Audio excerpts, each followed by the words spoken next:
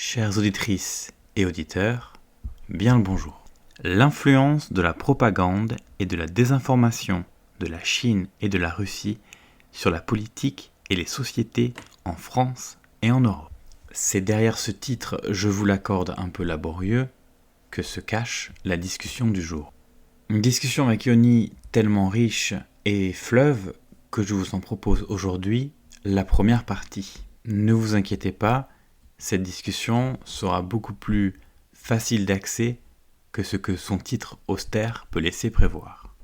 J'irai même jusqu'à dire, dans un accès de familiarité que même les moins indulgents d'entre vous sauront sans nul doute me pardonner, aujourd'hui, on vous envoie du lourd. Eh bien soit, me direz-vous, faites donc, envoyez-nous du lourd, faites-nous du sale même, comme diraient les jeunes de moins de 99 ans. Allez, il est grand temps de clore ce oisif bavardage qui tient lieu d'introduction. Je m'appelle Julien Puertas, vous écoutez Géopolitique en Finlande, bienvenue à bord.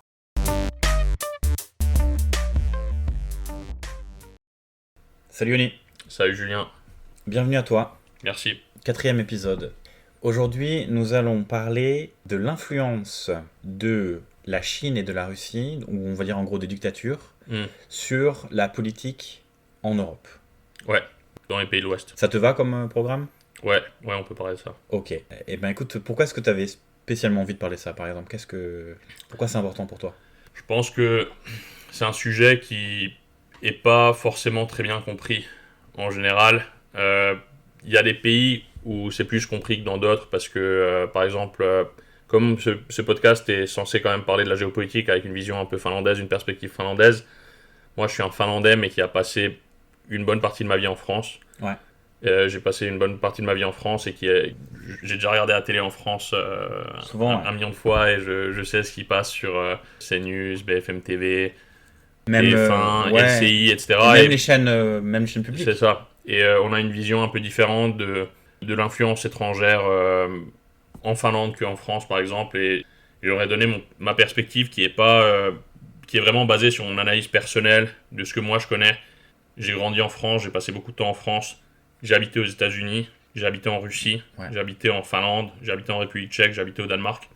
Et j'ai fait des études à MGIMO, qui est le Sciences Po russe, et qui est une école basée sur les relations internationales. Ouais. J'ai été à l'armée, je suis réserviste, je fais de l'analyse géopolitique, et je pense avoir un peu de recul sur le sujet. Ouais. Et du coup, ça m'intéresse parce que c'est un sujet en France. En fait, en France, le problème, c'est que, je dis pas qu'on va réussir à le faire pendant cet épisode, mais en France, à la télé, quand on parle de désinformation russe ou de choses comme ça, en fait, c'est souvent, ça s'arrête à est-ce que c'est prouvé ou pas. Si c'est prouvé, ok, peut-être on en parle un peu. Si c'est pas prouvé, on sait pas. Ouais. Sur BFM TV, ils vont inviter un spécialiste ukrainien ou pro-Ukraine, et ensuite ils vont inviter un gars de l'ambassade russe qui va parler. Et en France, il y a cette vision de la neutralité qui n'est pas tout à fait la même que celle que nous on a, parce que dans un conflit injuste, la neutralité, ça veut dire aider l'oppresseur. Et du faire venir un propagandiste, diplomate de l'ambassade de Russie, pour raconter sa vérité qui est totalement fausse, pour justifier son attaque. En France, c'est beaucoup plus accepté de faire ça. Mais par contre, il y a d'autres cas en France qui gêneraient plus, mais pour une raison X.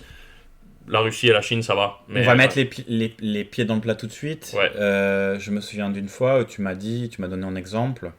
C'était il y a déjà un petit bout de temps, quand justement, peut-être, je sais plus si, peut-être même LCI, qui est pourtant peut-être une des chaînes une des meilleures chaînes en France pour ça. Au moins pour le conflit en Ukraine. Ouais. Mais qui avait invité donc l'ambassadeur de Russie à Paris. Ouais. Alors, est-ce que c'était sur LCI ? Je ne sais pas. Je sais pas, c'était sûrement sur BFM TV, c'était pas l'ambassadeur, c'était le porte-parole de l'ambassade. Et en gros ça t'avait choqué, comme pas mal de monde. Et t'avais dit, pour toi t'avais vu ça, c'est un peu comme si un mois après les massacres du Bataclan, on avait invité quelqu'un de l'État islamique venir s'expliquer, quoi. Ou comme si on avait invité en 41 Goebbels pour donner son avis sur la politique d'Hitler et pour expliquer que ça se passe bien. Et c'est juste impossible ici, en Finlande, d'imaginer ça. Mais en France, ça passe. C'est lié à plein de choses. La France, c'est un pays qui est quand même très loin de la Russie géographiquement. et qui en plus de ça étaient du côté de la Russie dans plusieurs guerres dans le passé. Et du coup, forcément, il y a l'histoire avec les tsars, Napoléon, Ouais. etc. Il y a des liens culturels très forts aussi. Il y a des liens culturels et c'est pas un problème d'ailleurs, c'est très bien qu'il y a ces des liens culturels très forts. C'est ça. Mais du coup, le problème c'est que les Français se sentent pas forcément en guerre avec les Russes, mais les Russes se sentent en guerre avec l'Europe. Et du coup, la France qui laisse construire un nid d'espions russes à côté de la Tour Eiffel, à côté du ministère des Affaires étrangères, de l'Assemblée nationale, etc. Laisser construire ça là, par exemple, alors que entre-temps, il s'est passé pas mal de choses. Et c'est un mais alors, Yoni, est-ce que c'est prouvé? Et un milliard de trucs. Mais vas-y, parle-nous de ça, par exemple. Mais la Russie, c'est pas un pays naïf. C'est pas un pays naïf, c'est un pays qui, comme on l'a vu en Ukraine et comme les pays voisins l'ont déjà vu 1000 fois dans le passé, la Russie, c'est les rois du bluff. C'est un pays qui est vraiment très fort. Ils arrivent à maximiser leur potentiel en utilisant des méthodes très limites au niveau de la morale. La morale, il n'y en a pas. Mais en gros, ils justifient ça en se disant que les États-Unis sont plus forts, ils ont plus d'habitants, plus d'économie, plus de puissance. Et du coup, pour contrer ça, on doit être plus malin qu'eux. Et on doit faire... c'est pas grave si on fait un peu des folies, c'est comme ça. Et c'est comme ça que les Russes se justifient ça. Et c'est ce qu'ils font. Ils arrivent avec leurs mercenaires, avec leur diplomatie, avec leur corruption, avec leur désinformation, avec leur sabotage. Ils arrivent à faire des opérations et à se faire passer pour un pays beaucoup plus puissant que ce qu'ils sont. La Russie, c'est un pays avec un PIB plus bas aujourd'hui qu'en 2013. Ouais, plus bas que l'Espagne aujourd'hui. Peut-être pas plus bas que l'Espagne, mais plus bas que l'Italie. Et à peu près au niveau pas loin de l'Espagne. Et ça varie parce que le rouble monte et descend, mais c'est en PIB nominal, c'est minuscule la Russie. La Russie, c'est plus petit que l'Italie. Quand on parle de l'Italie, on n'est jamais en train de se dire oh là là, ils vont dominer le monde. Ils vont dominer le monde, mais la Russie, ils arrivent à se faire passer pour un pays qui va dominer le monde avec un PIB plus bas que l'Italie. Parce que bien sûr, ils ont plus de ressources naturelles que l'Italie. Ils ont un nombre de bombes nucléaires qui est très élevé, du coup, qui est le plus élevé au monde et qui leur permet de jouer à ça. Et ils ont une grosse armée et ils n'ont pas peur de l'utiliser. Mais aussi, ils sont très bons dans les opérations psychologiques et ils sont très forts pour nous faire perdre le sens des réalités et nous rendre plus pessimistes sur les choses, que ce soit la guerre en Ukraine ou autre chose, et juste très bons pour faire des opérations pour diviser la société. Ouais. Et en fait, ce que les gens ne voient peut-être pas de la même manière en France, même si bien sûr il y a des gens qui le savent et tout ça, c'est que déjà, c'est pas que à l'extrême droite, c'est aussi à l'extrême gauche. Si tu veux, par exemple, excuse-moi, je t'interromps, ouais. mais on va parler de Spoutnik, par exemple. Ouais. Spoutnik, non, pardon. Spoutnik aussi, mais... Ouais, mais je vais parler de RT, de Russia Today. Ouais.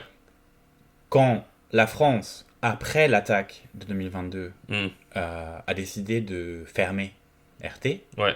Il y a plein de gens qui ont trouvé ça scandaleux. Ouais. Qui disaient que c'était une atteinte à la liberté d'expression, de machin et tout. Ouais. C'est fou, quoi. Et en fait, les gens, une partie de ces gens-là qui avaient bouffé ces programmes depuis 10 ans, plein de gens qui le faisaient avec l'impression de s'instruire, pareil, qu'on leur raconte des choses que les vrais médias veulent pas leur dire et tout.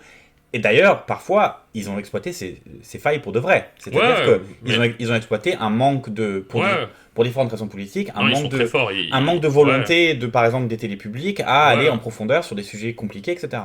Ça, c'est évident. Et en général, ils prennent quelque chose qui est avec 1% de vérité dedans. Et ils font de ça de la propagande parce que c'est plus facile s'il y a une part de vérité dedans. Ouais, bien sûr. Et ils sont juste très bons. De toute façon, quand tu fais la propagande, il faut toujours que tu aies une part de vérité dedans. C'est ça. Parce que sinon, au bout d'un moment, tu vas passer pour un guignol total. Alors. Après, aujourd'hui, il n'y a pas toujours même un peu. Non, mais sur l'ensemble de ta communication, on va dire. Sur l'ensemble de ta communication. J'ai un exemple qui est assez intéressant et qui est drôle, c'est que quand j'habitais en Russie, il y avait un entraînement de l'armée militaire. Si je me souviens bien, c'était des hélicos d'attaque russes qui ont tiré et qui ont visé au mauvais endroit. Et en fait, ils ont frappé là où il y avait les journalistes. Ouais. Et pour le coup, c'était pas exprès parce que c'était les journalistes russes, c'était pas. Et ce jour même, en Russie, aux infos, ils expliquaient comment il y a 3 ans, dans un entraînement militaire en Norvège ou quelque part en Europe, il y a des journalistes qui ont failli se blesser. Ouais. Alors que déjà, ça n'a aucun lien, c'était il y a 3 ans, mais c'était parce que comme ça leur permet de... Si ça fuite que c'est arrivé en Russie, ben c'est pas grave, il y a eu ça. Et en Russie, il y a plusieurs personnes qui m'ont dit... Parce que la Russie a des... On peut regarder n'importe quelle stat, la Russie c'est un pays qui s'écroule dans tous les sens, il n'y a rien qui va. Économiquement, au niveau de la société, il n'y a aucune stat qui est bonne pour eux. il n'y a vraiment rien qui va. Du coup, c'est un pays qui a beaucoup de suicides. Parce que c'est normal, c'est comme ça. Si j'étais un Russe Capital Homs, j'aurais peut-être envie de me suicider aussi. Et du coup, c'est un pays où les gens se suicident beaucoup. C'est pas le premier pays de suicide au monde, mais c'est un pays où il y a beaucoup de suicides. Et c'est un pays qui a un taux de VIH ultra élevé. À peu près 1% de la population, on estime, a le VIH. Il y a 1 million de séropositifs russes qui sont, je crois, au courant sur 140 millions d'habitants. Ouais, qui sont pas tous très très bien traités, j'imagine. Ouais, il y en a Je beaucoup pense pas qui qu'il y sont ait pas au des courant. je pense pas qu'il y ait des trithérapies pour tout le monde. Mais du coup, quand il y a eu les infos sur les suicides, ils ont fait un documentaire sur la Norvège qui a un taux de suicide élevé, alors que la Norvège n'a pas un taux de suicide élevé. La Norvège a... Ils ont pu faire sur la Finlande aussi. Ouais, mais même la Finlande, Qui a- on est qui a- des pays qui ont des taux de suicide bien plus bas que la Russie. C'est Ouais, même pas ouais, comparable. Du coup, c'est con parce que ça a aucun lien. Et la Lituanie et tout ça ont des taux de suicide plus élevés que la Norvège ou la Finlande. Mais ils ont fait un documentaire sur le fait qu'il y a des suicides en Norvège. Et du coup, il y a plein de Russes qui, pendant ma phase où j'habitais en Russie, qui m'ont parlé du fait que les Norvégiens se suicident. Alors que la Norvège n'a pas un taux de suicide. Après, c'est des pays nordiques. C'est ça, mais c'est juste parce que comme ça leur permet de. C'est toujours cette contre-attaque. Et du coup, Russia Today, j'ai pas mal regardé par intérêt pour voir ce qu'il y avait à l'époque. Quand j'étais dans des hôtels, par exemple, parce que dans les hôtels, souvent il y avait accès à cette chaîne avant la guerre. C'est toujours des documentaires sur comment les Noirs sont traités aux États-Unis ou tout ça. Ouais. Alors qu'en Russie, les minorités sont traitées 1000 fois plus mal que les minorités américaines. Ou en France, sur tous les problèmes qu'il y a en France. Je me rappelle C'est à ça. chaque fois, Pendant les Gilets jaunes, c'était eux qui étaient le plus présents pendant les c'est manifs ça, et sur tout les ça. gilets jaunes, les souffrances des agriculteurs, C'est ça. les problèmes dans les banlieues, Mais tout ça. ce qui Mais est- d'un angle toujours, alors sous des apparences journalistiques, Ouais, et même parfois une forme de journalisme, mais toujours avec, et c'est ça que les gens ne veulent pas comprendre, quoi, avec une volonté d'en rajouter et de uniquement appuyer là où ça fait mal, jusqu'à C'est même ça. caricaturer totalement. et que Ou d'un du côté. moins et que d'un côté. c'est ça aussi. Si les Russes, ils ont demain, j'invente, mais ils ont 10% de boîtes qui font faillite demain, ils vont faire un documentaire sur la France où il y a 0,2% de boîtes qui font faillite et ils vont que appuyer sur le 0,2. Et ils vont faire en ce moment d'ailleurs, parce que là il y a une série de faillites en France là d'ailleurs. En Russie encore plus. Mais, Bah oui, mais, c'est évident. Mais bon, ils mais de vont- toute façon, après, mais là, ils on ont pourrait plus parler accès. aussi de Rustat et de comment est-ce qu'ils font leurs stats. Eurostat, ouais, c'est Eurostat, ça, de comment est-ce qu'ils font c'est leurs ça. stats. Mais du coup, ils ont cette façon, mais ils ont aussi beaucoup d'autres méthodes. En fait, il y a ces méthodes-là, mais ils ont des méthodes ils emploient plusieurs types d'influenceurs et de journalistes et d'agents dans les pays de l'Ouest. Et certains sont des gens qui vont défendre à 100% ce que la Russie fait, parce que c'est leur façon d'être. Certains vont le faire parce qu'ils sont payés, d'autres vont le faire par idéologie, etc. Mais ils vont aussi beaucoup être dans les zones grises, parce que pour eux, c'est avantageux de faire croire... D'ailleurs, ils vont probablement avoir des agents qui sont pro-Ukraine aussi. Pas beaucoup, mais des gens ils vont ridiculiser l'idéologie pro-ukrainienne dans cette guerre, en mettant quelqu'un qui défend mal l'idéologie et l'utiliser, ou en utilisant des gens qui sont neutres sur le sujet et qui au fond, en fait, vont paraître comme neutres pour gagner la confiance des gens. Et ensuite, ils vont utiliser la méthode, je crois que chez Hitler, il y avait cette méthode de Goebbels qui s'appelait la méthode 60-40 ou 40-60, où tu passes 60% de ton temps à dire des trucs positifs et sympas pour essayer de gagner la confiance des gens. Et ensuite, quand ça compte, à ce moment-là... Et d'ailleurs, vous pouvez tous réfléchir, s'il y a quelqu'un qui écoute cet épisode... On espère. Moi, j'ai un exemple que je trouve assez intéressant, c'est Konstantin Kissin. Konstantin Kissin, c'est un humoriste et présentateur et podcasteur très connu, anglais, d'origine russe. Et Konstantin Kissin, il est russe, juif, de Londres. Et il est un peu de cette, soi-disant, opposition russe. Mais l'opposition russe a toujours été pleine de gens de fausses oppositions aussi. C'est comme ça qu'ils contrôlent l'opposition pour savoir ce qu'ils font, qu'ils mettent des espions dedans. Mais aussi pour aussi baisser le niveau de l'opposition et les diviser, créer des querelles internes, etc. Et Konstantin Kissin, c'est un gars, au début de la guerre, il était totalement du côté de l'Ukraine. Il disait, j'ai de la famille en Ukraine, moi je suis un russe, mais j'ai de la famille en Ukraine. Mon cœur saigne. Mon cœur saigne, c'est pas bien, il faut aider l'Ukraine. Il a fait ça pendant 1 an et demi. Et tout d'un coup, comme par hasard, il a dit, allons là, c'est fini, maintenant, faut plus aider l'Ukraine. Faut plus les aider, ça va pas aider de les aider. Et je dis pas que lui, il est forcément un agent russe, c'est possible qu'il le soit pas, mais il y a des agents russes qui utilisent cette méthode, parce que c'est une méthode très efficace. Et maintenant, il passe sur les plateaux et il dit, Moi, j'ai toujours été pour l'Ukraine, vous vous souvenez, moi j'ai envoyé mes habits en Ukraine, mais maintenant c'est fini, c'est l'heure, faut abandonner, faut donner ce que Poutine il veut. Et en fait, Konstantin Kisin, il peut y avoir plusieurs raisons, mais une des raisons qu'on sait, c'est que sa famille habite encore en Russie. Et du coup, forcément, il n'a pas envie que sa famille finisse en prison ou autre, donc peut-être qu'il le fait de manière volontaire pour éviter d'avoir des problèmes.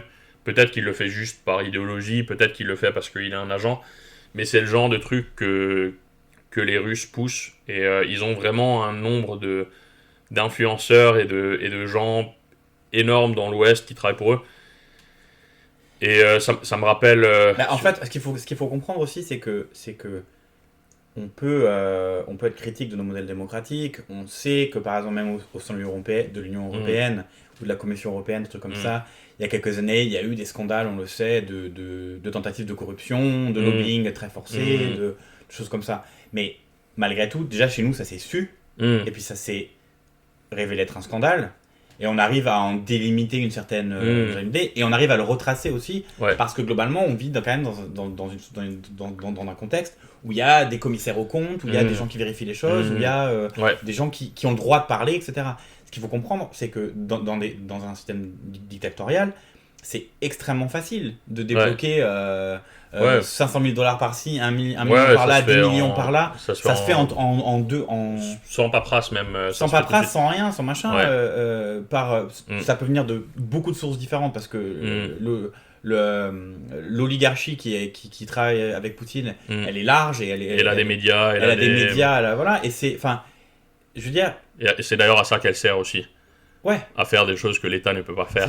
C'est ça que l'État peut pas faire. Les oligarques russes achètent des clubs de sport, ils servent à ça.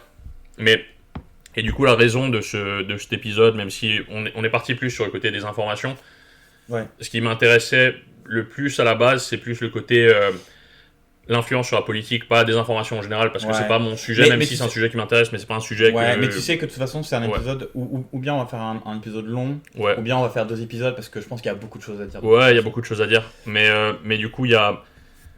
Ce qu'on a dit là, bien sûr, c'est intéressant, mais c'est aussi le côté politique et qui est intéressant. Tu veux qu'on se recentre sur le politique ?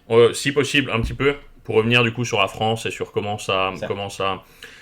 En France, déjà, il y a quelque chose qui m'énerve parfois sur la désinformation russe, c'est que le français lambda, pour moi, quand on lui parle de désinformation russe ou chinoise en France, lui voit ça à égalité avec les désinformations américaines. Voire même la désinformation des médias, médias français. Donc ils vont... Même des gens qui sont pas pro-russes d'ailleurs, mais des gens... ils voient ça un peu à égalité en mode « Ok, les Russes font ça, mais les Américains ont fait ça, donc... Regarde CNN, ils ont fait un faux truc. C'est ça, ou les Américains, ils sont allés en Irak en mentant sur la raison il y a 20 ans, donc du coup, maintenant, c'est pas grave si les Russes, ils font ça. » Et ils mettent à égalité, mais en fait, on peut totalement... Et du coup, l'idéologie française, un peu gaulliste, post-gaulliste sur ces questions-là, va aussi dans ce sens. C'est-à-dire, on met à égalité nos ennemis et les alliés qu'on aime un peu moyenne, pas trop. Et du coup, c'est un peu con, parce que notre ennemi la Russie se dit en guerre contre nous, sabote les pays d'Europe, nous menace de guerre nucléaire. Suffit de regarder leur télé publique, tous les jours ils sont en train de menacer. Moi j'essaie de partager des extraits, j'ai partagé des extraits de propagande sur Solovyov sur mon mur Facebook. J'ai eu très peu de... Personne regarde. Très peu de réactions. Ils sont à la télé, ils se foutent mais je trouve ça absolument hallucinant qu'il y ait assez peu de réactions. Je le dis honnêtement. Mais du coup, il y a les États-Unis qui, bien sûr, sont un peu un compétiteur, mais qui sont quand même notre allié, et qui, théoriquement, nous défendraient s'il y a une guerre, et nous, on est censé défendre s'il y a une guerre. Eux, s'ils font quelque chose avec nous, on voit ça de la même manière que le pays qui nous menace de missiles nucléaires tous les jours à la télévision et qui est en guerre contre l'Ukraine et qui n'hésite pas à nous menacer tout le temps. C'est totalement fou. Et du coup, c'est ce côté... parce que De Gaulle vivait à une époque totalement différente de la nôtre. Et l'URSS, c'était déjà bien pire que les États-Unis à l'époque, mais c'était quand même une époque différente. Mais de nos jours, le post-gaullisme français tend à mettre un peu à égalité les États-Unis et la Russie, l'Est et l'Ouest, et tenter de mettre la France un peu entre. Mais c'est une position impossible pour la France, parce que la France a toujours été un pays de l'Ouest. La France est dans l'OTAN. La France ne peut pas sortir de l'OTAN pour s'allier avec des dictatures et tenter de faire son monde à part, c'est pas comme ça, c'est pas... Mélenchon a l'air chaud, hein. Ouais, Mélenchon, lui, il voulait faire l'alliance bolivarienne à l'époque avec l'Iran et le Venezuela. Mais c'est pas possible, la France n'a plus la puissance. La France est une ancienne puissance mondiale qui est maintenant une puissance régionale. La France, c'est un pays important, c'est pas n'importe quoi. La France, c'est un pays qui a une capacité de projection sur le monde, une puissance diplomatique, etc. Mais pas au niveau de partir en compétition avec les États-Unis et la Chine sur ces choses. L'Union européenne peut faire quelque chose peut-être. Mais du coup, si c'est l'Union européenne, l'Union européenne, c'est pas la France, c'est encore autre chose. Il y a des intérêts dans l'Union européenne qui sont totalement différents. Les intérêts des pays du Nord et de la Pologne et des pays baltes, c'est pas les mêmes en géopolitique que les intérêts français. En tout cas, ceux du peuple, que le peuple voit. Et du coup, la France est dans cet entre-deux et que ça touche à la désinformation, mais ça touche aussi à la politique. Et du coup, à cause de ça, la Chine et la Russie, la Chine, on en parle un peu moins parce que la Chine, ils le font de manière plus... Déjà, ils le font en partie à travers la Russie. Et ils le font de manière plus cachée, moins évidente. Mais ces pays voient des opportunités d'influence énormes sur les pays comme la France, l'Allemagne, l'Italie, l'Espagne, etc. Parce que c'est des pays qui ont une tradition politique, même si c'est des pays totalement différents, avec des méthodes différentes d'influence, mais c'est des pays, par la Russie, mais c'est des pays qui ont une bonne partie de la population qui est capable d'accepter de la propagande russe et de se dire que c'est pas pire que ce que les États-Unis font, etc. Et qui ne réalisent pas forcément le risque que la Russie pose à l'Europe et ce que la Russie veut faire à l'Europe. Quel est son rêve, quel est son but? Son but, c'est de nous diviser, de nous rendre le plus faible possible. Parce qu'ils nous voient comme leurs ennemis. Et c'est leur but depuis longtemps. Ça a été leur but déjà pendant l'URSS et déjà pendant l'Empire russe. Et c'est leur but actuellement. Et c'est tout ce que la Russie fait, ce que Poutine fait. C'est comme ça. Poutine, moi, je suis convaincu qu'en 2000, quand il est arrivé au pouvoir, quand il a fait les 8 premières années en étant pas gentil, mais on va dire, comparé à maintenant, il paraissait comme quelqu'un de gentil. Pour moi, c'était une phase de centralisation du pouvoir et de renforcement du pays, comme ce que Xi Jinping a fait en Chine. Il avait déjà en plan à ce moment-là de faire ça tant que possible, et ensuite, après ça, passer à quelque chose de plus fort. Et je dis pas que tout était planifié exactement, il savait pas forcément encore. Non, de toute façon... mais il savait que le but est de refaire du pays une puissance et de repartir en... Mais parce qu'en fait, là, comment dirais-je, c'est pas pour relancer un nouveau thème de débat, parce que faudrait faire un autre podcast, mais on touche aussi à peut-être ce qu'il faut expliquer aux gens, ce qu'on fera dans un autre épisode, sur cette sorte d'idéologie impérialistique russe. C'est quelque chose qui coule dans les veines depuis de leurs dirigeants depuis des centaines d'années, en fait. Et c'est quelque chose aussi que, pour donner disons une comparaison, pas la meilleure encore une fois, mais voilà, je veux dire, les Autrichiens et les Allemands, après la Deuxième Guerre mondiale, ils ont dû faire un mea culpa. Ils ont fait un mea culpa global, globalement, de leur idéologie, du problème du nazisme, des choses comme ça. Mais la Russie n'a absolument pas eu à faire ça. En Russie, Staline, c'est un héros. Ouais. Alors que Staline, c'est quelqu'un qui a tué peut-être jusqu'à 30 millions de personnes, 20-30 millions de personnes. Facile, ouais. Non, clairement, il y a ce problème-là. Et du coup, comme ils voient cette faille dans on parle de pays où il y a une liberté de presse, une liberté d'expression et tout ça, donc c'est facile d'influencer chez nous à ce niveau-là.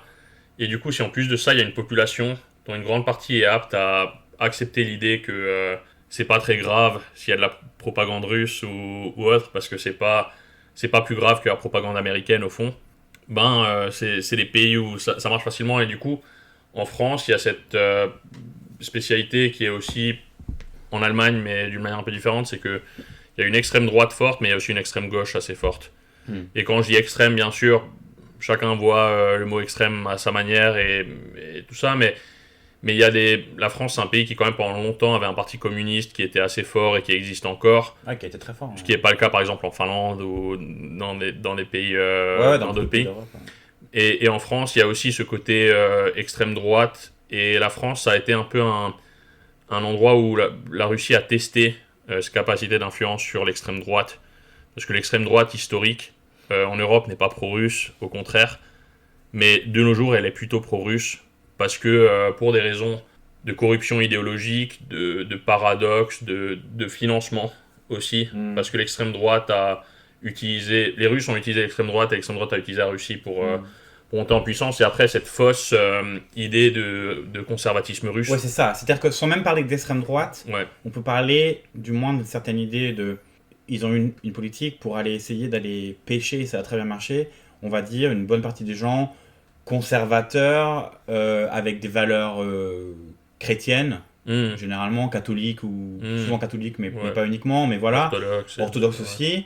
Et donc avec les sortes de valeurs, on va dire, qui peuvent aller avec, en eux-mêmes, contre l'Occident qui commençait à leurs yeux être décadent et ultra-libéral, aussi bien au sens économique, au sens tout ça, ils sont faufilés dans la brèche pour se présenter comme eux les garants de la droiture et de ce qui est une aberration c'est l'opposé totale. De la réalité. La Russie est un pays c'est aux mœurs complètement décadent. C'est ça, c'est un pays où les gens, pour eux, le christianisme, c'est plus comme mettre un maillot de la France au foot. C'est quelque chose qu'on montre, mais au fond, il n'y a pas grand-chose derrière. On va regarder le championnat du monde et on est content et c'est bien. Mais je veux dire, on va pas forcément faire quelque chose pour prouver... Il n'y aura pas de changement, quoi. C'est ça, ils vont à l'église 1 fois par an, 2 fois par an. Le russe lambda ne va pas à l'église. Le russe lambda divorce. Le russe lambda n'a pas beaucoup d'enfants. Après, c'est vrai que ça a été compliqué parce que ils ont été, bien sûr, à cause de l'URSS, beaucoup de gens ont été brimés dans leur... C'est ça. Mais de nos jours, il y a l'inverse. De nos jours, ils essaient de pousser l'église partout. Ouais. Mais le russe lambda ne va pas à l'église. Le russe lambda ne fait pas d'enfants. Le russe lambda est alcoolique, se drogue, bat sa femme. Beaucoup plus qu'en Europe. Dans le sens où c'est un pays où, comme dit, on parle vraiment... Pas dans le sens où tous les Russes se frappent, mais dans le sens où... Et puis alors aussi, on fait une précision. On ne veut pas être dans de l'essentialisme. On n'est pas sur... c'est dans les gènes des Russes ou des folies comme ça. Mais pour comprendre, c'est un système politique. C'est une société qui est tellement malheureusement malsaine et dans un état terrible. En fait, vivre sous une dictature, ça façonne la mentalité des gens. Les gens qui en France pensent vivre dans une dictature depuis 10 ans parce qu'ils n'ont pas aimé ce qu'on leur a fait, ce qui s'est passé pendant le Covid, les atermoiements du gouvernement et le pass sanitaire et d'autres trucs comme ça. Mais quand ces gens-là n'ont pas la moindre idée de ce que c'est que vivre dans une dictature, tout ce que ça implique aussi au niveau des peurs que tu as en toi, de la haine qui se développe, de la manière dont tout le monde devient ton ennemi, ton voisin devient ton ennemi, et un potentiel ennemi.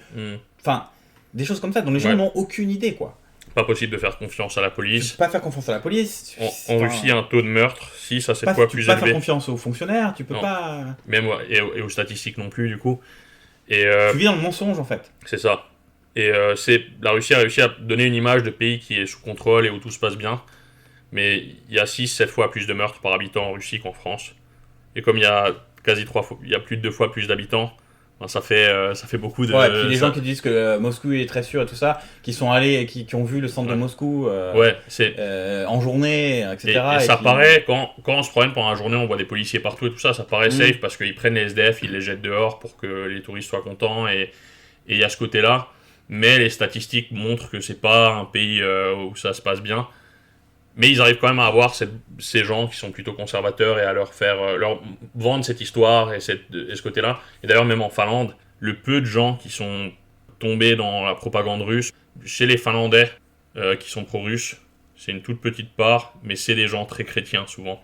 C'est des gens qui croient à l'apocalypse et qui sont un peu partis trop loin dans leur truc. C'est Hanno Turtiainen, l'ancien d'extrême droite qui est devenu un agent de la Russie en Finlande. Lui, il a changé le nom de son parti, c'était Valtaku Kristukselle. Ça veut dire le pouvoir appartient au Christ. Ouais, c'était le nom de son parti. Ouais. Et c'est un parti qui faisait 0,1%, mais c'était des gens... assez hardcore, on va dire. Assez hardcore, mais c'était des gens, des chrétiens, très chrétiens de la campagne, qui votaient pour lui. Mais du coup, en France, il y a ce côté-là, il y a l'extrême droite qui a ce côté-là, et qui a aussi la corruption financière, etc. Après, dans les partis plus mainstream... il y a toujours des gens qui ont des sympathies pour des raisons X, financières parfois, traditionnelles, autres. Et ensuite, pour finir, il y a l'extrême gauche qui, eux, de manière gratuite, souvent ont des sympathies pour la Russie, mais plus par nostalgie d'une ancienne période, nostalgie de l'URSS, nostalgie de la haine de l'impérialisme américain. Ouais. Du coup, cette incapacité à différencier et à reconnaître l'impérialisme russe et chinois, que reconnaître l'impérialisme de l'Ouest, mais pas reconnaître l'impérialisme de l'Est. Et ça fait que y a beaucoup de gens, dont Mélenchon, Mm. en France, Mélenchon clairement est, vu de Finlande, est un pro-russe, un pro-chinois notoire. C'est pas quelqu'un de neutre pour nous. C'est quelqu'un qui, en relation internationale, pour nous, et d'ailleurs, on avait parlé de ça pour le thème de l'émission, mais la théorie du fer à cheval, Ouais. le horseshoe théorie, Mélenchon, pour nous, vu de Finlande, c'est vraiment l'exemple parfait de ça. Et pareil avec Wagenknecht en Allemagne, qui est l'ancienne du parti de gauche allemand, qui est parti et qui a créé son propre parti. C'est même encore plus marqué chez elle, à la limite. Ouais, parce que son propre parti, idéologiquement, c'est l'extrême droite, mais ils se disent de gauche. Ouais. C'est un peu comme Fico en Slovaquie. En Slovaquie, ouais.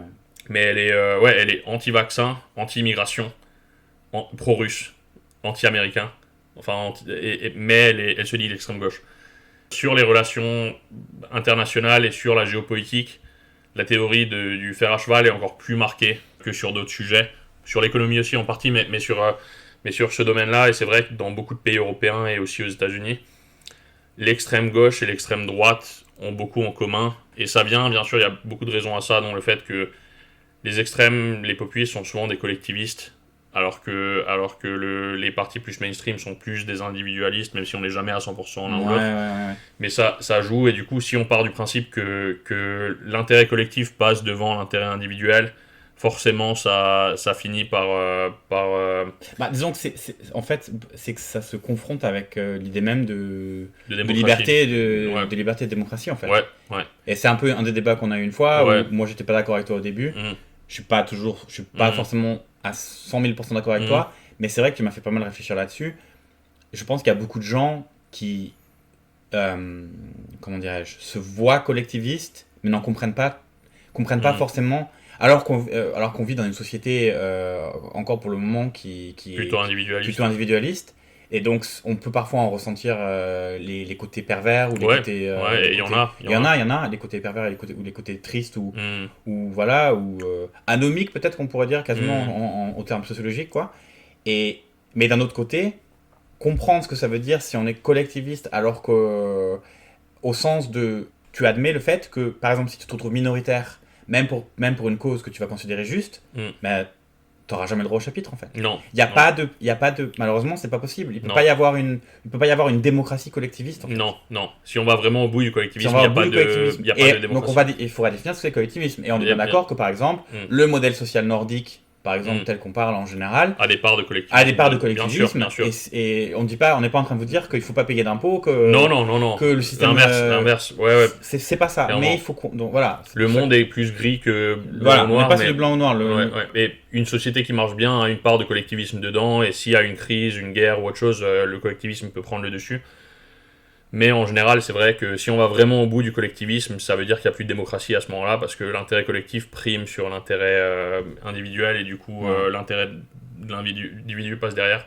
Mais du coup, à cause de ça, en France, en Allemagne et dans beaucoup de pays, et même ça se voit aux États-Unis aussi, en partie, l'extrême droite et l'extrême gauche ont tendance à avoir beaucoup de sympathie envers la Chine et la Russie, et à pas voir ou pas vouloir voir leur impérialisme.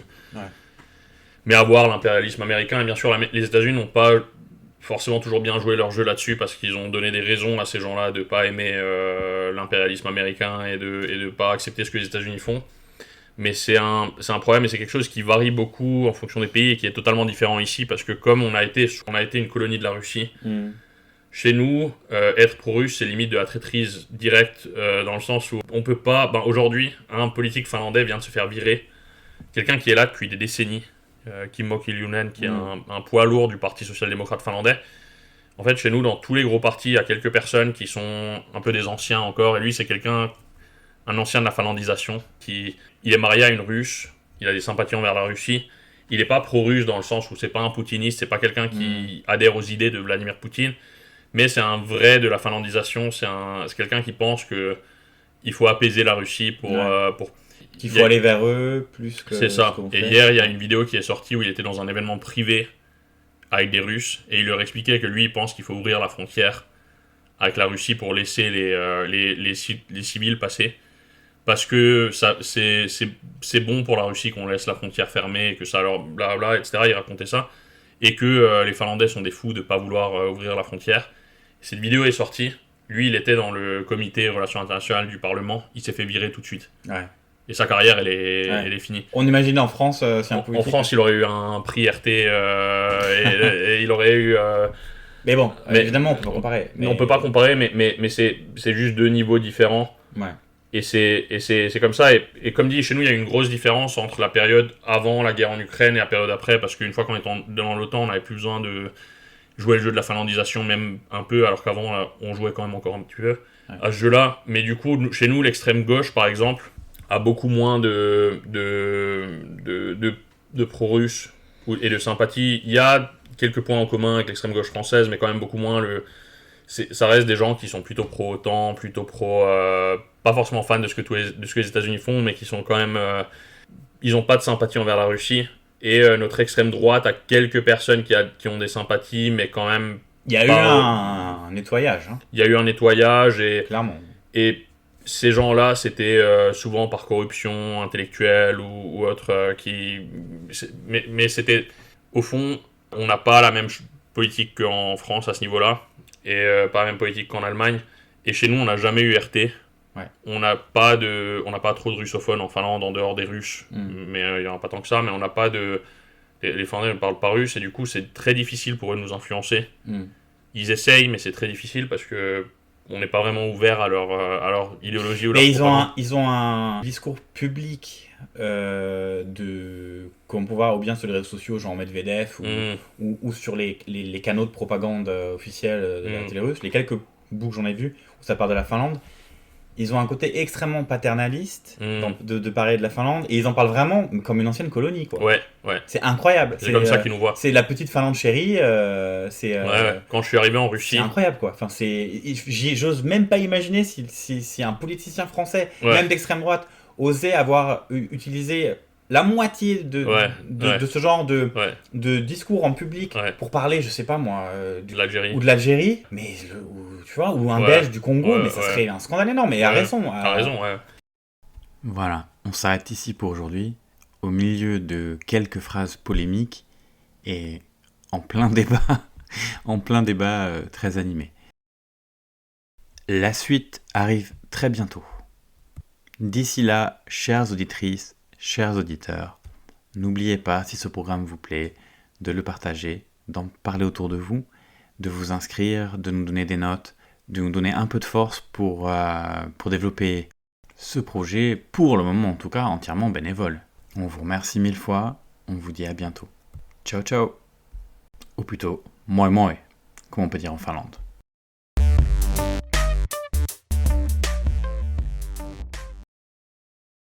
Et on est à 1h39 là. 1h39. On va faire 2 épisodes ou...